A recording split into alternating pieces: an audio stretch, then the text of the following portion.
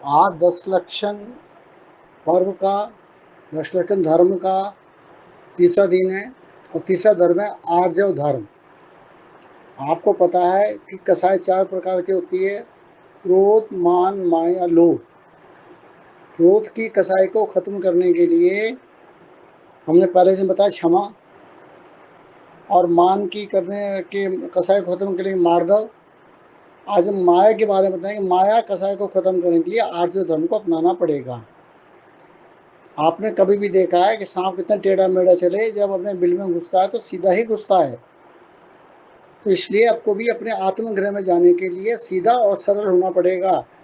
आप टेढ़ा होके नहीं चल सकते। आज हम सब लोग अपनी भीतर की सरलता खो चुके हैं। हम भीतर से टेढ़े होकर बाहर से सीधे बनकर मात्र दूसरों को छल रहे हैं, लेकिन दूसरे का छलना के भाव ही अपने जीवन को छलना है। अगर आपको अपना जीवन में आर्जव धर्म लाना है तो आपको जीवन को बहुत सरलता बनाना पड़ेगा। परंतु कुछ आदमी क्षमा और मार्दव का व्यवहार भी हम छल कपट के साथ अपना देते हैं। जैसे 3 चीज़ें हैं, चोर, कमान और चीता। ये तीनों पहले झुकते हैं, बड़े प्यार से बोलते हैं और फिर तीर मारते, तीनों नुकसानदायक होते हैं। तो इसलिए छल कपट से की गई क्षमा और अपनाए गए विनम्रता धर्म नहीं है। धर्म का संबंध तो सरल साफ सुथरे भावों के साथ निष्कपट व्यवहार है। जैसा अंदर मन हो वैसा ही जैसे बाहर आपके विचार हो वैसे अंदर मन में होना चाहिए। मन वचकाए एक जैसे होने चाहिए। एक बार वनवास काल में रामचंद्र जी, सीता जी और लक्ष्मण जी तीनों पंपा सरोवर के निकल रहे थे। सीता ने देखा कि एक बगुला बड़े ध्यानस्थ एक पेड़ पर खड़ा हुआ है। उन्होंने देखो देखो ये कितना बगुला शांत है, बड़े ध्यान से मन लगाए जो है ध्यान कर रहा है, और ये कितना भोला है। तो रामचंद्र का, सीता जी ये जो है बगुला तुम ध्यानस्थ मान रही हो, ये बगुला ध्यान नहीं कर रहा है, ये दूर ध्यान चल रहा है, इसका ध्यान खाली मछली पर है। जैसे ही मछली आएगी ये उसे निगल लेगा। पुरानी कहावत चल रही है, बगुला भगत। तो जब तक अंदर बाहर से एक नहीं होंगे तो आपको आर्य धर्म नहीं मिलेगा। एक और एग्जांपल बताता हूँ। गन्ना भी मीठा होता है, जलेबी मीठी होती है। गन्ने की मिठास अंदर से उपजी मिठास है, जबकि जलेबी मिठास ऊपर से डाली गई मिठास है। आकृति से पता चलता है गन्ना सरल सीधा है, इसलिए उसकी मिठास स्वाभाविक ही है। किंतु जलेबी का जीवन ही टेढ़ा मेढ़ा है, तब उसकी मिठास वास्तविक हो कैसे सकती है। कुटिलता की मिठास स्वाभाविक नहीं, धोखे वाली मिठास है। तो इसलिए हमें जो है सरल जीवन अपनाना चाहिए। और जैसे एक बच्चा होता है, वो बचपन में छोटा होता है, बड़ा सरल व्यवहार वाला होता है। कोई भी उसको गोद में ले उसे खेलने लग जाता है, बात करने लग जाता है। धीरे धीरे उसमें भी माया आ जाती है कि वो मुझे टॉफ़ी देगा तो मैं उसकी गोद में जाऊँगा, वो मुझे गुब्बारा देगा तो मैं उसकी गोद में जाऊँगा। तो ये मन माया से आच्छादित होता जाता है, और वही धीरे धीरे पूरे मन को माया जाल को बुन लेता है, और बाद में उसी माया जाल में मकड़ी की तरह फंस कर रह जाता है। ये जो है कुछ एग्जाम्पल मैंने दिए हैं। पर कोई भी करने से पहले ध्यान रखना चाहिए, जो मन से कुटिल चिंतन नहीं करता, कुटिलता को बोलता नहीं है, नहीं कुटिलता के कार्य करता है, जो अपने दोस्तों को भी नहीं छिपाता, उसी को आर्य धर्म होता है। जो चाहता है कि मेरी प्रशंसा ना करे, मेरे दोस्तों को बताया जाए, उसको उजागर करता है, वो सरल व्यवहार वाला है। पर इसमें सबसे बड़ा कठिन काम है अपने दोस्तों को नहीं छिपाना। अपने दोस्तों को मायाचारी के बिना छिपाया ही नहीं जा सकता, ये सबसे मुश्किल काम है। पर दोस्तों को उजागर करने का मतलब ये नहीं कि आप सबके सामने बोल दो। आपको उनको अपने हितैषी या अपने गुरु या अपने माता पिता के सामने या आचार्य के सामने ही अपनी आलोचना करके आत्मशुद्धि की जाती है। आजकल माया के मुखौटे तो इतने सज गए हैं कि वास्तविक चेहरा हमारा कैसा है पता नहीं लगता। अड़ोस पड़ोस में बसने वालों के प्रति, रिश्तेदारों के प्रति, भाषा में प्रति, संबंधों के प्रति हम मायाजारों से पेश आते हैं। भगवान ही जानते हैं, फिर हमारा खुद का मन जाता है, और इस तरह करने में हम आनंद आता है। दर्पण देखिए, वो साफ सुथरा है, उसमें अपना प्रतिबिंब झलकता है। अगर ऐसे ही साफ सुथरी आत्मा में परमात्मा का प्रतिबिंब झलकता है। परंतु इसके लिए माया जालों में उलझने से ये दर्पण कभी साफ सुथरा नहीं होगा। और एक और बात भी है इसमें कि जो कहा जाता है कि जैसे आपके भाव होते हैं सामने वाले के वैसे ही भाव बन जाते हैं। आपने देखा है कभी, आप सड़क पर शांत भाव जा रहे, कुत्ता कभी नहीं भौंकता। अगर आप उसके आप तुमने डर के भाव आ गए, या कुत्ते को मार दूं, ये कुत्ता मुझे काट ना खाए, भय आ गया, तो कुत्ता भौंकने लगता है।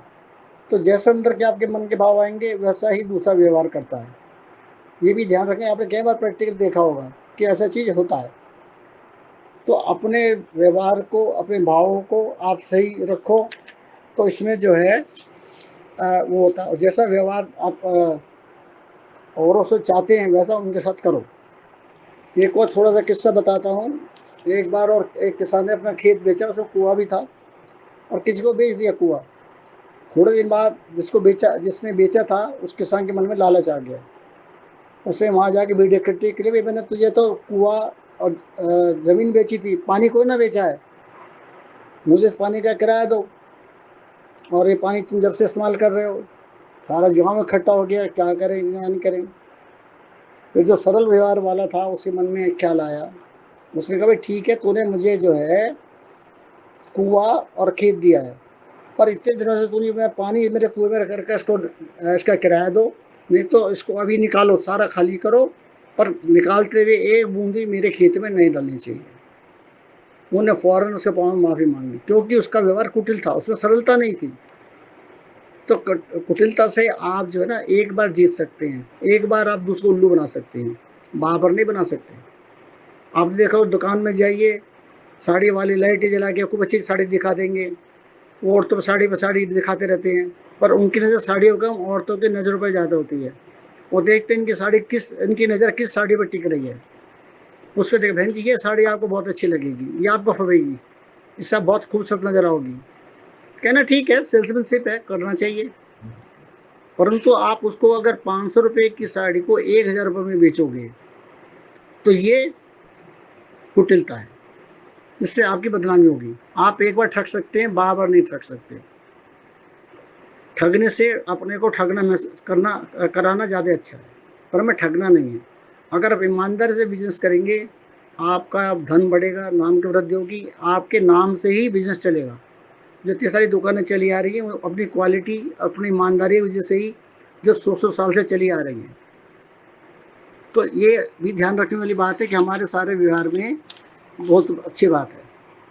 और एक और बताना चाहता हूँ कि जब कृष्ण जी का किस्सा था, वो नदी किनारे जब बांसुरी बजाते थे, बहुत सारी गोपियाँ इकट्ठी हो जाती थी, पेड़ पे बैठ के बंसी बजा रहे थे। तो गोपियों को लगा इससे तो बंसी अच्छी है, उनके मुंह के तो चूम रही है, हम तो इतने दूर से, हमें तो कुछ भी नहीं होता है। जब उसने कृष्ण जी ने कहा ये बंसी बहुत अच्छी है, इसमें 3 गुण है।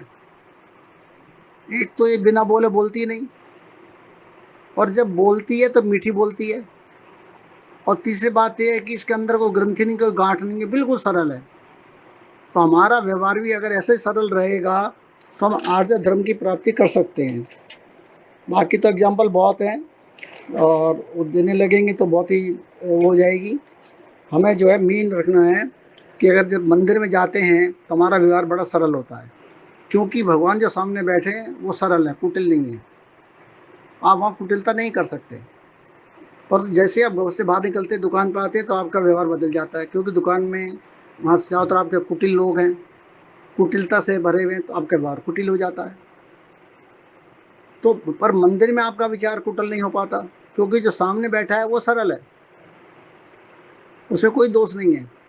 इसलिए जब आप अगर बिजनेस भी करने जाएंगे, बिजनेस करना अलग बात, और सरलता से बिना धोखा दिए करना ही आर्य धर्म है। पर आर्य धर्म को जितना मैंने बताया उतना बताना आसान है, पर इसको निभाना बहुत मुश्किल है। आप सब आदमियों को सरलता से साफ सुथ नहीं बोल सकते। जो आपके अंदर है वो प्रैक्टिकली नहीं होता। पता चलेगा आपके दोस्तों के ज़्यादा दुश्मन ज़्यादा बन गए, जो अपनी बात तो सरलता से बताएंगे नहीं, आपकी बात जान लेंगे और उनमें कुटिलता जाग जाएगी। परंतु मैं एक रिक्वेस्ट करता हूँ, आप एक काम जरूर कर सकते हैं कि हम माँ बाप के सामने सरल रहेंगे, माँ बाप के सामने कुछ भी नहीं छुपाएंगे, जो कुछ भी हमारे मन में होगा वो माँ बाप को बोल देंगे।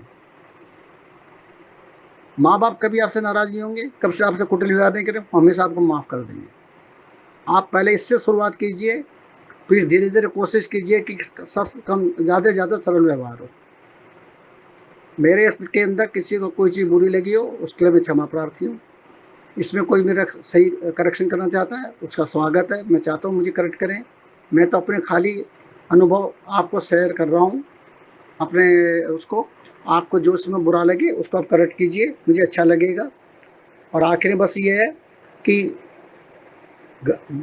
ज़िंदगी में माया को स्थान ना दें, घर की मंदिर की ज़िंदगी एक जैसी रखें। ऐसा ना हो कि रघुपति राघव राजा राम, जैसा मौका वैसा काम। इससे क्या हो जाएगा, कहावत हो जाएगी, राम राम जपना पराया माल अपना। ये सब ज़िंदगी को बिगाड़ने में कारण है। ये ज़िंदगी गिरगिट की ज़िंदगी जो अवसर हो रंग बदल दे। मायावी इन पृथ्वी में रिश्ता पसता है, श्रेष्ठ इंसान इससे बचता है। तो आर्य धर्म में सरलता से जीना, जैसा अंदर व्यवहार सोच है वैसा ही व्यवहार करना, वैसा ही बोलना, इसकी तरफ प्रयास करना चालू करो। मुश्किल है पर थोड़ा थोड़ा करोगे तो पॉसिबल है। धन्यवाद।